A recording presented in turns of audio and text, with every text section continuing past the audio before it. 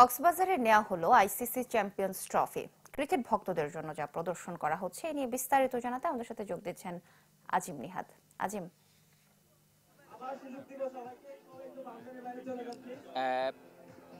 এই আইসিসি যে চ্যাম্পিয়ন্স ট্রফিটি সেটি কক্সবাজারে প্রথমবারের মতো আনা হয়েছে। আমরা সকাল 10টা থেকে মূলত সৈকতের যে লাবণী পয়েন্ট আছে এখানে প্রদর্শন করা হচ্ছে এবং ক্রিকেট ভক্ত যারা মূলত তারা সকাল থেকে বিভিন্ন জায়গা থেকে ছুটে আসছেন তাদের ট্রফিটি দেখার জন্য। এবং আমরা যেটি জেনেছি যে গতকাল সন্ধ্যা নাগাদ এই ট্রফিটি মূলত কক্সবাজারে নিয়ে আসা হয় এবং এরপর এখানে আজকে সারাদিন অর্থাৎ বিকেল 3টা পর্যন্ত মূলত প্রদর্শন করা হবে। এরপরে এখান থেকে সেটি ঢাকায় নিয়ে যাওয়া হবে। ঢাকা মিরপুরের শেরেবাংলা স্টেডিয়ামে প্রদর্শনীর পরে 13 তারিখ এটি বাংলাদেশে 13 তারিখ পর্যন্ত থাকবে। এরপর এর গন্তব্য মূলত এই আইসিসি চ্যাম্পিয়ন্স ট্রফির গন্তব্য হবে দক্ষিণ আফ্রিকা। সেখান থেকে প্রদর্শনের পরে মূলত অস্ট্রেলিয়া, নিউজিল্যান্ড সহ বিভিন্ন দেশগুলো সর্বশেষ সেটি ভারতে গিয়ে থাকবে বলে আমরা জানতে পেরেছি। এবং আমরা এখানে যারা এই আইসিসি চ্যাম্পিয়ন্স ট্রফি যে প্রদর্শনী যে আয়োজক যারা রয়েছেন তাদের সাথে কথা বলেছি সকাল থেকে, এবং বিশেষ করে যারা বিভিন্ন জায়গা থেকে এই ট্রফিটি দেখতে আসছেন